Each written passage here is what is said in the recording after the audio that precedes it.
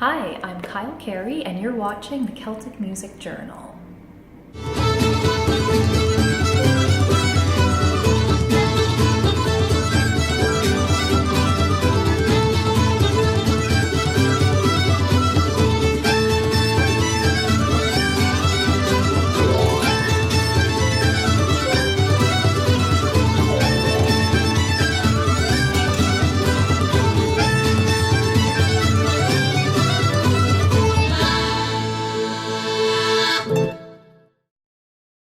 Hello everyone, welcome back to the Celtic Music Journal, the show that brings you journals from bands, musicians, and artists from all over the world.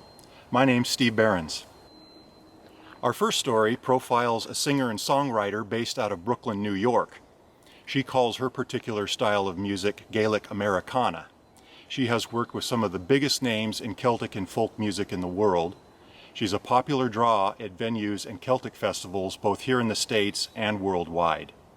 We caught up with her on tour in support of her latest album, The Art of Forgetting. Let's meet Kyle Carey. So please welcome Kyle Carey.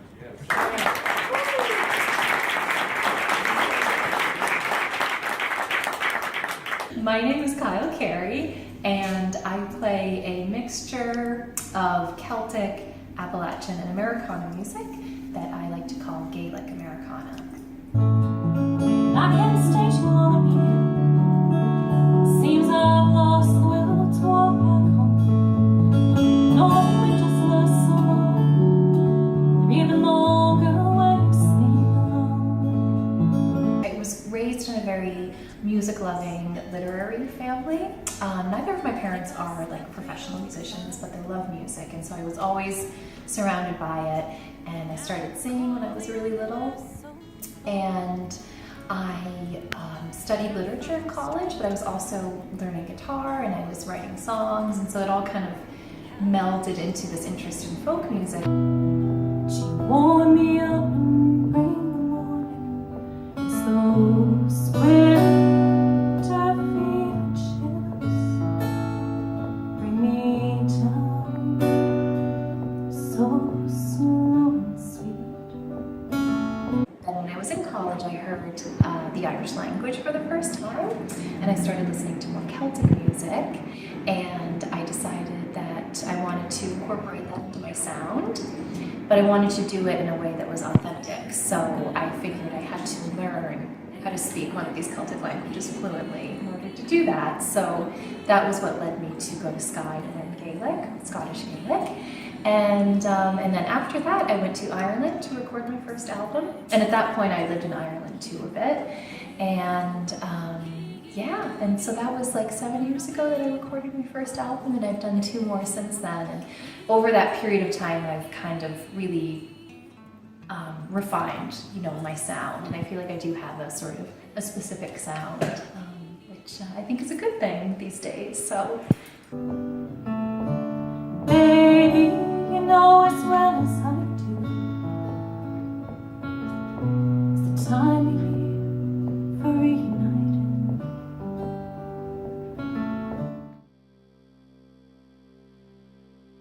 That CD is the first one where I worked with an American producer, so that in itself was unique, and the first CD that I recorded in the States. So my first one was Ireland, and my second one was Scotland.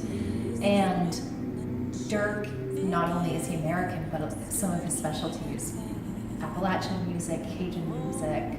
So it was great to work with him and sort of incorporate that into my sound.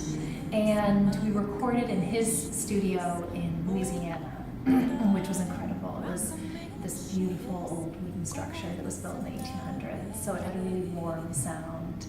And we had a lot of really wonderful American musicians playing on it. A few folks from overseas as well, like John McCusker and Mike McGoldrick, but Rhiannon Giddens, Sam Broussard on guitar. So it was really neat to have that fusion of Celtic musicians and American musicians. And I think of all my recording experiences, it was my favorite. It was just really seamless and lovely from beginning to end. So.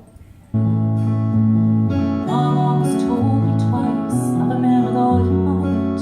When it's time to go and wait till you're in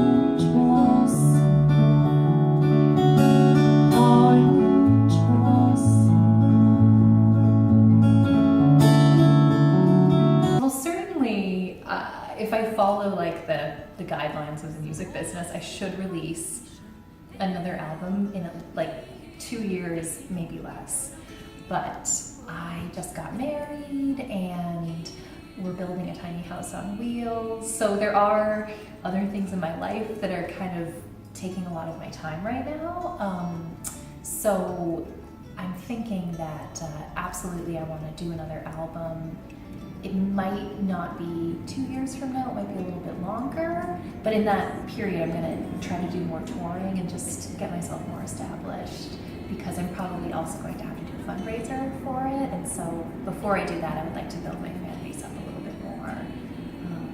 But yeah, so you know, there's like potentially family on the horizon too, so yeah, a few balls to juggle right now, but definitely another album will be coming. And I think this is tentative, and this is the first time I'm saying this out loud, but John McCusker did agree to produce my next album.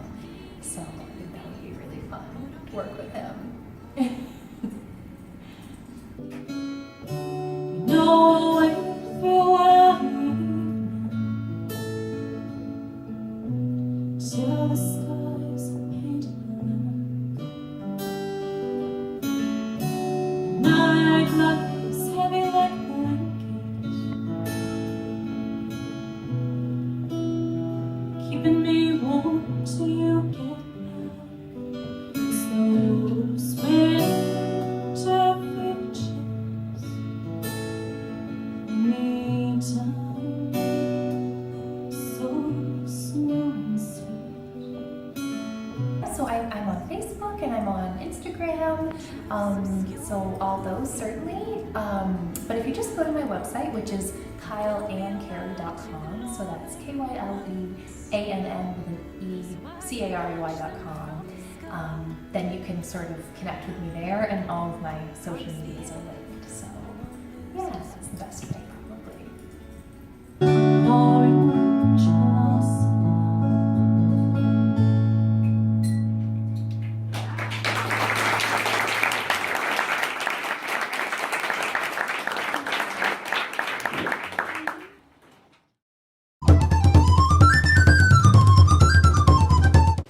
Our next journal is about a new Celtic Music Festival that's happening in Washington State along the Long Beach Peninsula. The idea for the festival came from Dan Tobin, owner of the Crown Alley Irish Pub. Dan, along with other local businesses such as Bill and Sue Svensson, who own and operate the Peninsula Performing Arts Center, got together to bring several local and regional bands out for a long 3-day weekend to the peninsula. We grabbed our Celtic Music Journal cameras and took a drive to check out the first annual Coastal Celtic Music Festival. We packed up the car and made our way to Long Beach, Washington, about 2.5 hours northwest of Portland, to check out their first annual Coastal Celtic Music Festival. The first stop, the Crown Alley Irish Pub in Ocean Park. As you can see, the pub was packed out, full of Celtic music fans eager for a great weekend of music.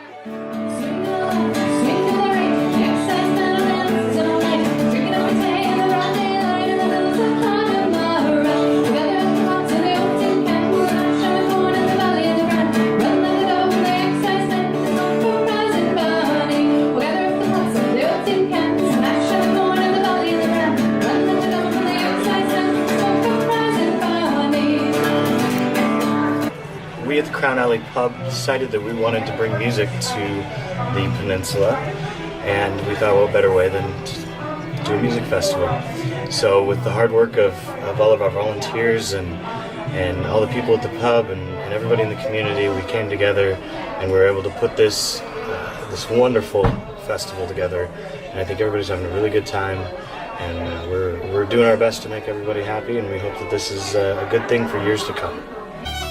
The Chautauqua Lodge offered the largest stage and the most room to fit vendors, performers, and all the festival goers.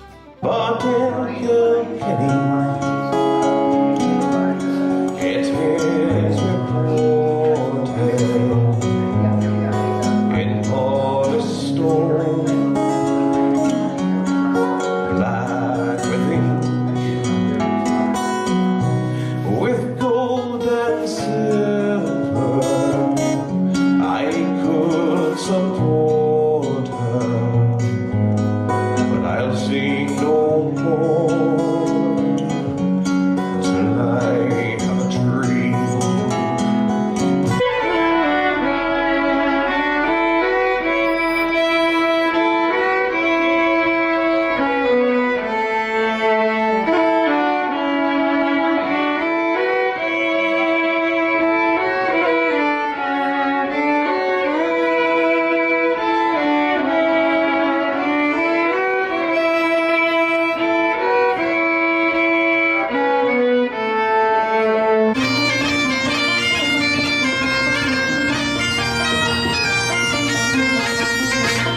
tell me, Shannon Farrell, tell me why you were so.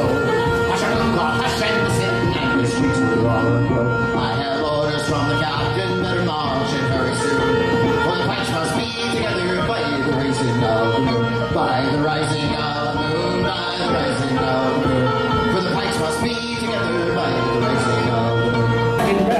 Pass the shilling through the town of the sake of Maurice.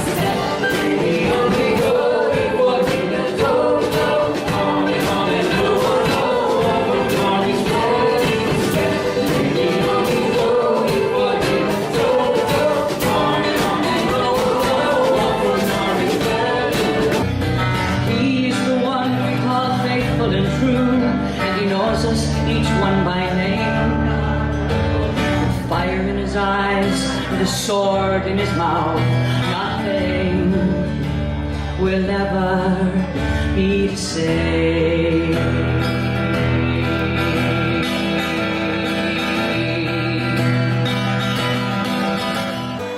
Local and regional vendors showed up for the festival too, like this guy with these cool cigar box guitars. You could find jewelry of all kinds, bath and body care products,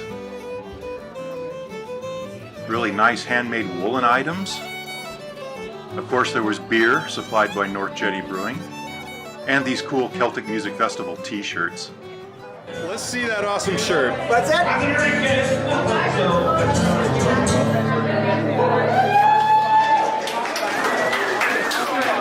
All right. Show us your guns. Show us your guns. The historic Shelburne Hotel served as one of the venues for the Celtic Festival, as did the Peninsula Performing Arts Center. Yeah, so Sue and I first got involved with the festival because we were friends with Dan and Aubrey up at the Crown Alley pub. And Dan had been talking about putting a festival together, and I thought, yeah, we could help you out on that because we did the Coastal Celtic Festival in Yachat some years ago. And then in like January, he said, well, I've hired all the bands. Okay, you're going to need some help. And so Sue jumped in and basically took over the logistics, and I did the promo, the materials, and the distribution of all the promo. And remarkably enough, given that we didn't think there was anywhere near enough time to pull it off, it got pulled off. And so we're very happy to get that. And we sold the first year out, we sold enough tickets we can pay all the bands. And so life is good. Yeah, it's... we had talked about doing a festival on our own from time to time, but we just never, it was one of those things that we were busy enough with other stuff that it wasn't going to happen anytime soon. So we were pretty delighted that Dan jumped in and got the ball rolling on the whole thing. And we'll make a few changes for next year so that things work a little bit smoother in terms of the scheduling and things like that. But I think overall we've got a pretty good model built. Wherever I came, oh, I'm still the same. On the cold winds of night you will find me. Oh, I wish I was back home in Derry.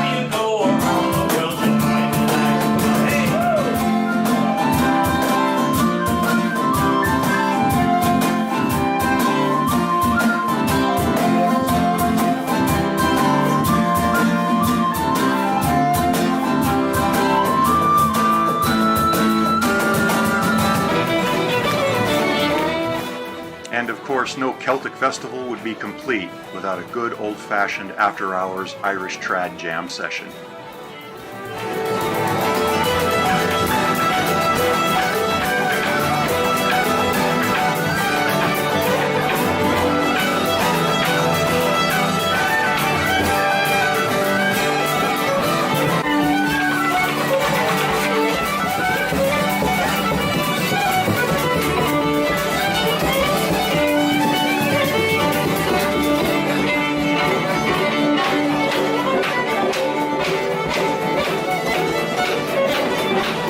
So this brainchild of Celtic Festival is mostly Dan pushing it. We thought about it a number of years ago and weren't sure we were ready for the task, but once we got a team pulled together, it seemed like a really good idea.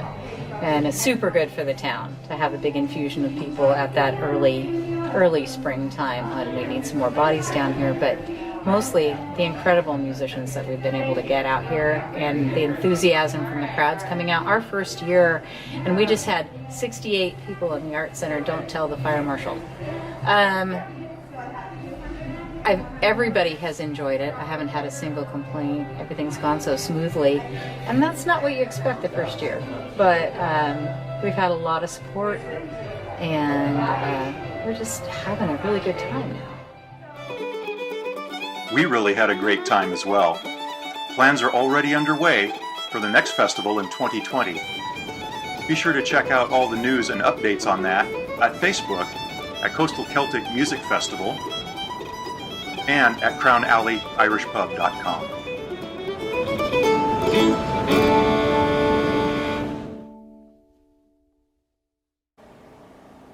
I hope you enjoyed this edition of the Celtic Music Journal. Join me in supporting independent artists and the venues where they play. Visit their websites, drop them a line, and let them know you saw them on the Celtic Music Journal. A reminder that you can watch all editions of the Celtic Music Journal anytime on our YouTube channel. Please subscribe. And for more exciting Celtic news and information, please like and follow us on all of our social media. For the Celtic Music Journal, I'm Steve. Thanks very much for watching, everyone. We'll see you next time.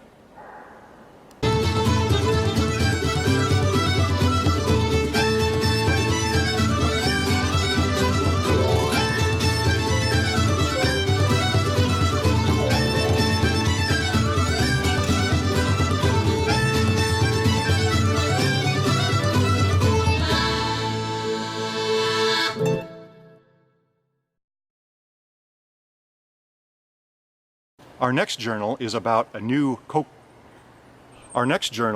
a brand new got together to bring several Celtic Irish from Dan Tobin, who owns and operates the Crown Alley. To